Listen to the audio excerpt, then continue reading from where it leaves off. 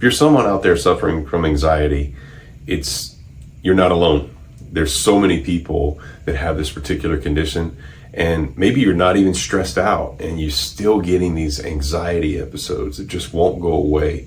And every day for you is a struggle because you just can't get through your day without this fear and anxiety that's in your system. And so I've been a doctor now for almost 3 decades, and I've learned so much about the human body and how it works and what it does. And so this body you have is designed to heal itself. And so we're about to have a conversation that I think you're going to be really interested in. It's going to give you some enlightenment on what anxiety really is and the root cause of it. So I think you're going to enjoy it.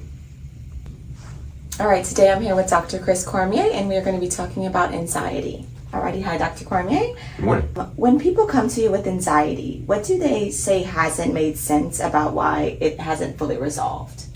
So many people are suffering with this condition right now. I would say probably in my decades of practice, we're seeing more people with anxiety than ever.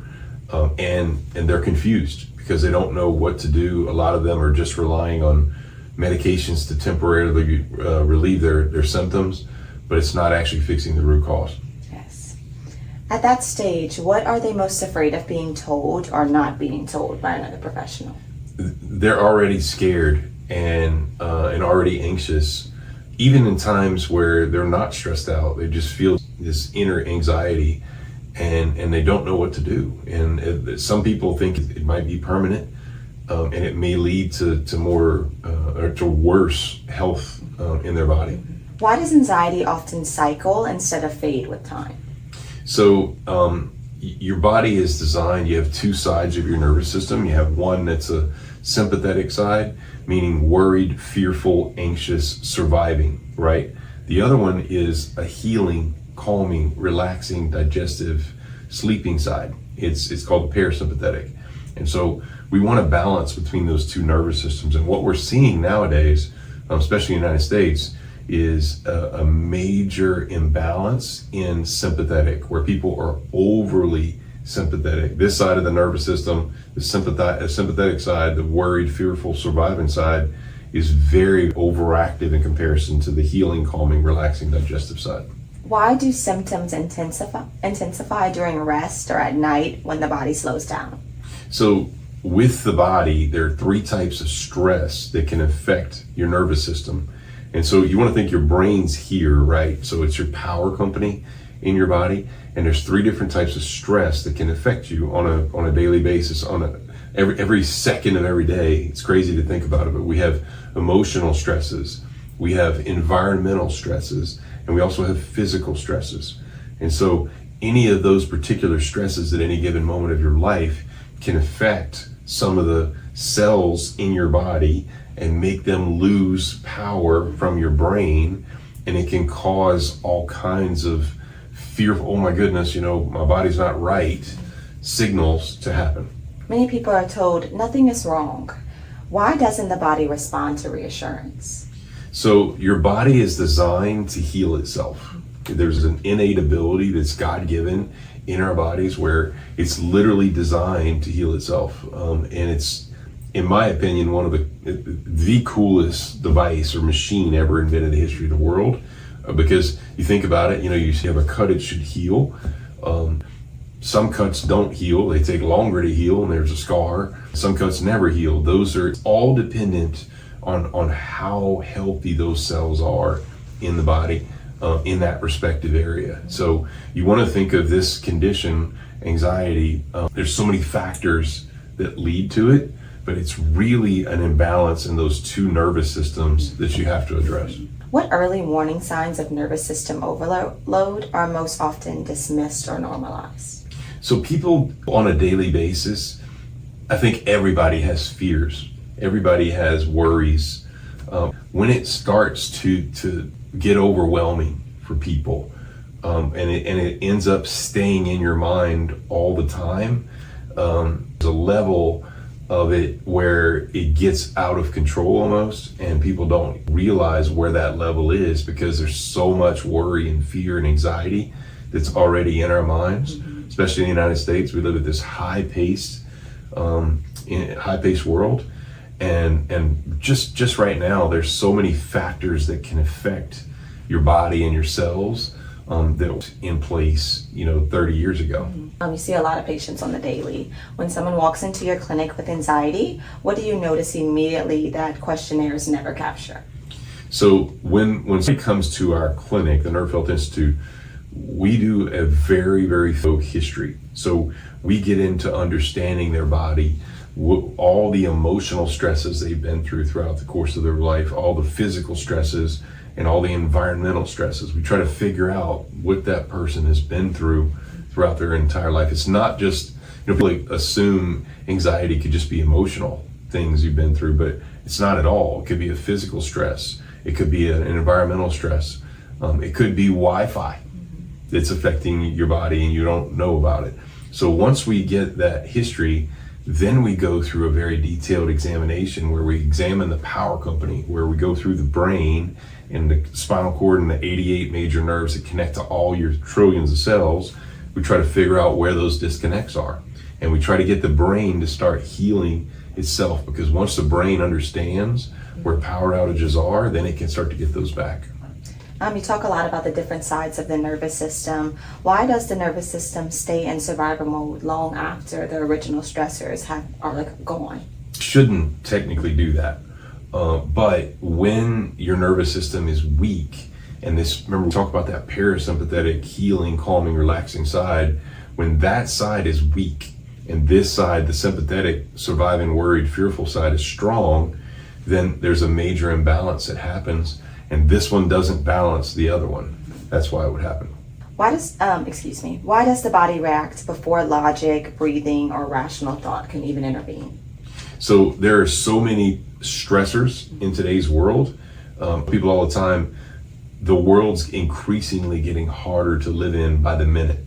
You can imagine pollutants, chemicals, toxins, additives, preservatives. 5G Wi-Fi going on 10G Wi-Fi. And you have all the emotional stresses. You have all the physical stresses.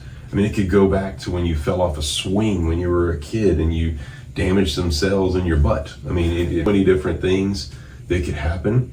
The cool things to think about is the primary nerves on the parasympathetic side that make you calm, relaxed, and heal. They're the vagus nerve, most people have heard of nowadays, but most people don't know how to fix and test the vagus nerve like we do.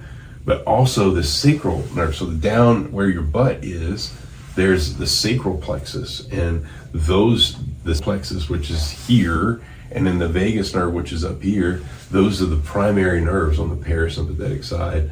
And those are the ones we see that are the most deficient with people with chronic anxiety. What actually changes when an anxious nervous system starts to finally feel safe again? It's really a cool thing. The whole body shifts into healing, because when you're anxious and you're sympathetic all the time, your body's not healing. It's surviving, but it's not healing. It'll age quicker. Everything in the body just doesn't what is like. For instance, good to think about this. Parasympathetic does bowel movements. It sleep. It makes you heal. So when this is strong and the anxiety sympathetic side is strong, they balance each other. But when this side is working, then you don't sleep as much. And this one's overcompensating, and they're strong and this one's weak. You don't sleep as much. You don't have bowel movements as much. You stay anxious all the time. And that's what we're typically seeing. Many people with long-term anxiety later receive an autoimmune diagnosis.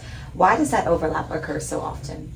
So autoimmune is one of those things nowadays that when I first started practicing decades ago, there were only a couple of autoimmune conditions, and now there's 200. So they just keep giving names for autoimmune conditions, and just go back to cells. Okay, so you have 30 trillion cells, and it's impossible. I wish it was possible, but in today's world, it's impossible to keep all those 30 trillion cells perfectly healthy. There's gonna be some cells that are unhealthy due to all the interference that we have in today's world. So the more of those unhealthy cells you get in your body, what ends up happening is those unhealthy cells, the healthy cells, get worried about the unhealthy cells taking over. And so that's what creates this autoimmune scenario where the healthy cells start to attack the unhealthy ones.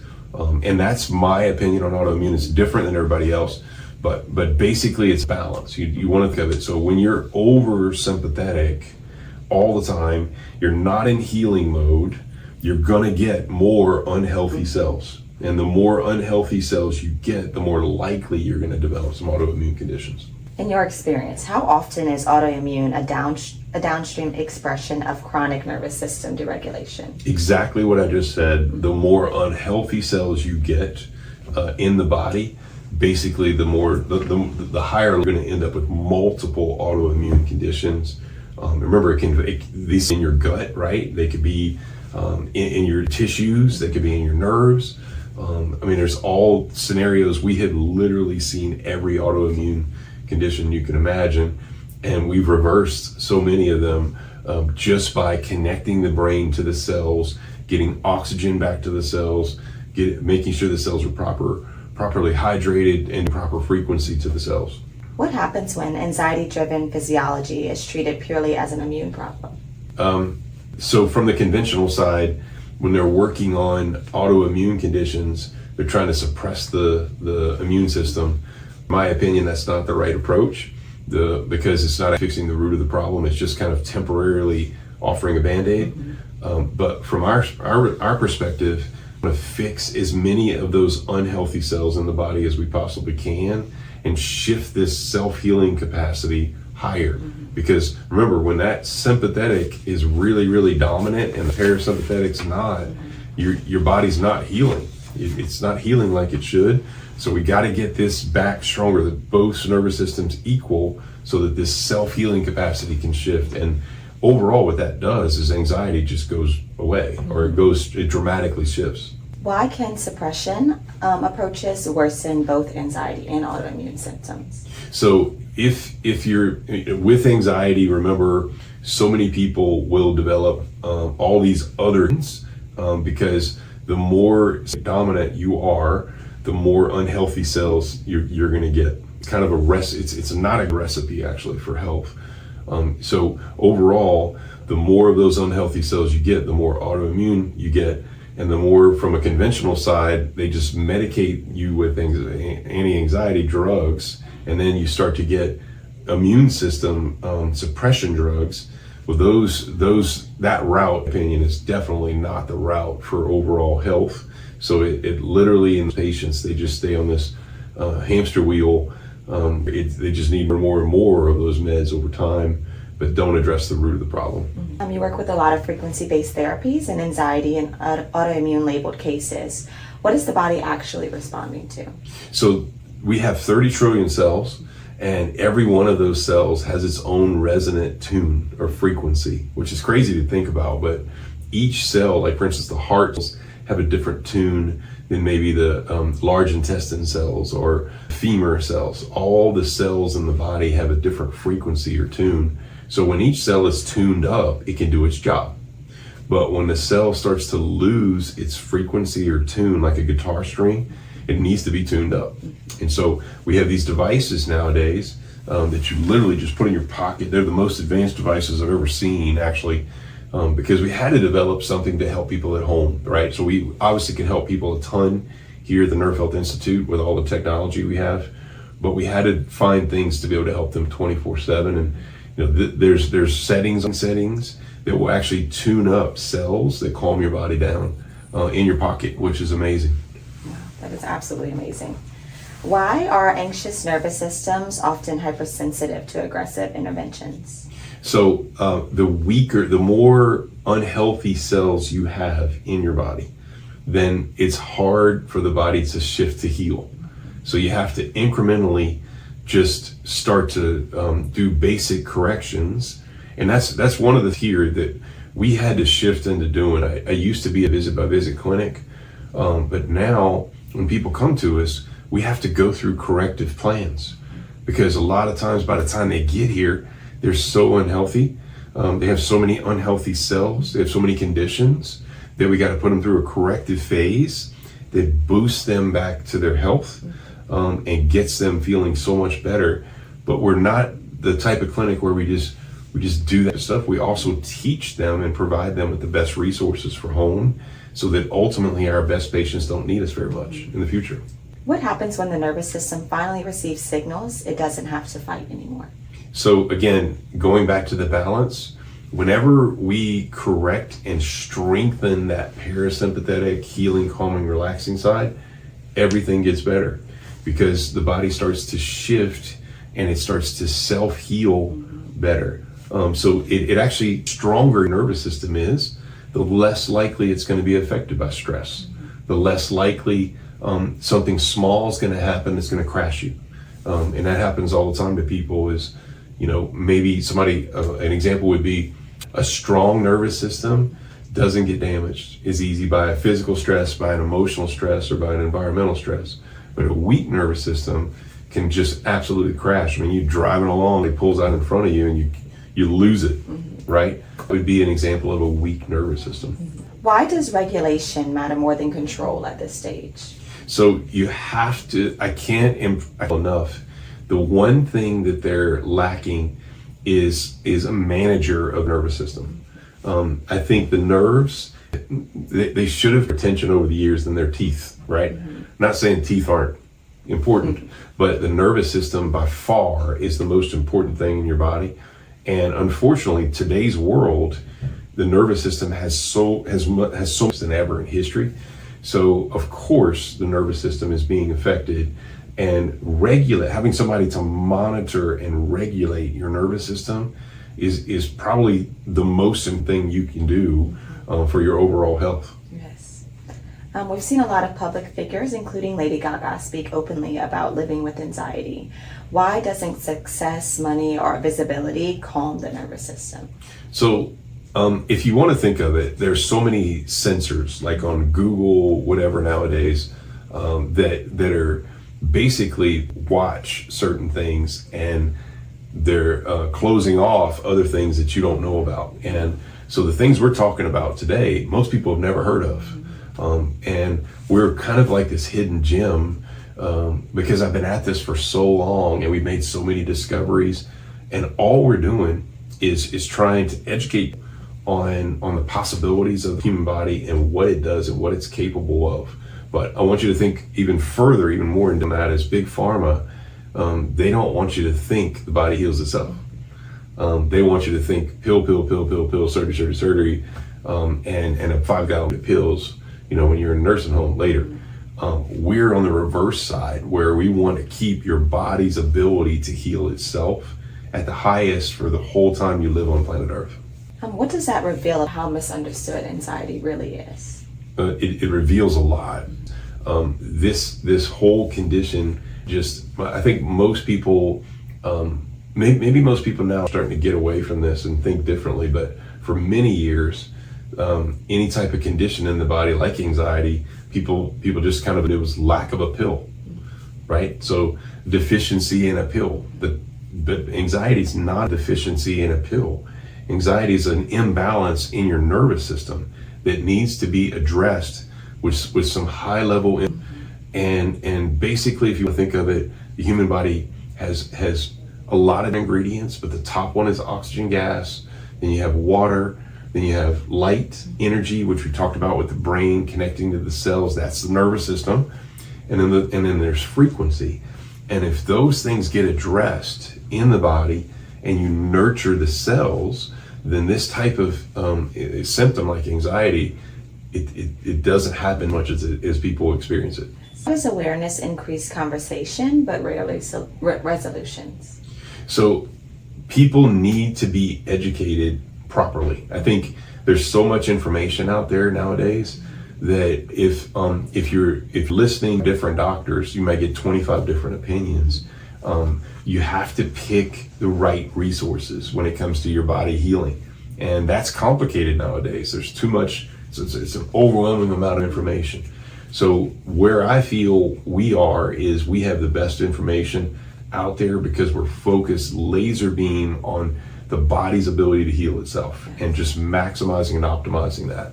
What do these cases expose about the limits of mindset-only approaches? Oh yeah, so anxiety, it's not all just in your head, right? So if you just try to correct your anxiety by trying to mentally change your mindset, some people with just doing that, because remember, it's much more complicated than just changing your mindset. That's definitely a part of it. It can be a part of it. If you're a negative person, always thinking negative, of course, it's going to create more anxiety. So we have to shift that part. There's much more to it in actually checking, like we talked about, the sacral nerves in the body or the vagus nerve, and making sure that those nerves are connected to all the parts they go to and they're functioning properly. Absolutely. If someone has been told they have anxiety and an autoimmune condition, what assumption needs to be questioned first?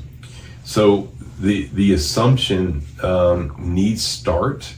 They need to meet the body better and how it works, and basically going back to the cells and thinking of all the different cell groups that could potentially be disconnected, that need to be reconnected, so that they can health back, where they're less likely to get autoimmune, they're less likely to stay sympathetic dominant, and the body can heal. What keeps you working with chronic anxiety cases that others may label as managed? So the nervous system is always under duress. So if you think that you're going to come here and we're going to the stuff that we do and fix all the proper nerves, well, you're going to leave here and there's going to still be emotional, physical, and environmental stresses that are going to be around. So we have to teach people what weaknesses are, and then how to manage those and strengthen up to those particular weaknesses. It could be a food that they're eating is turning off some cells, making them more sympathetic dominant. It could be a Wi-Fi exposure. I mean, it could be a physical posture that they're in. It could be an emotion that they're thinking about all the time. And we have to do our best to kind of manage all of those things to get them healthier. Yes. What is the most damaging sentence an anxious person can hear early in their journey? So some people think this condition might be forever, might be for their life. And some people think that there's no cure for it. Some people think, I've been to a bunch of doctors and tried a bunch of things and it's not helping. And they're going to have this condition for a lifetime. Or maybe they think genetically, my mom had whatever and I'm supposed to get it. That's not actually how it works at all. There's plenty of solutions, but you got to get to the root cause. You got to do the right things. You got to use the right resources to get it better. Alrighty, well, that is it for today on our Talk About Anxiety with Dr. Cormier. Thank you very much. That was a very informative conversation for sure. Thanks so much. If this conversation resonated with you, if you feel like this made sense, then understand that your body, that you're struggling with anxiety now, and now you have some solutions, but it's going to revolve around changing some frequencies in your life and doing some different things that you're maybe not used to. So that's what we have with BodyChargers. It's an online program that can help just from your house, you to do all these things, methods, technologies that we have that will get you the right relief and the right results that you're looking for. And if you want to go deeper, just come to our clinic, the Nerve Health Institute, and we're here for whatever you need. So we're here for help.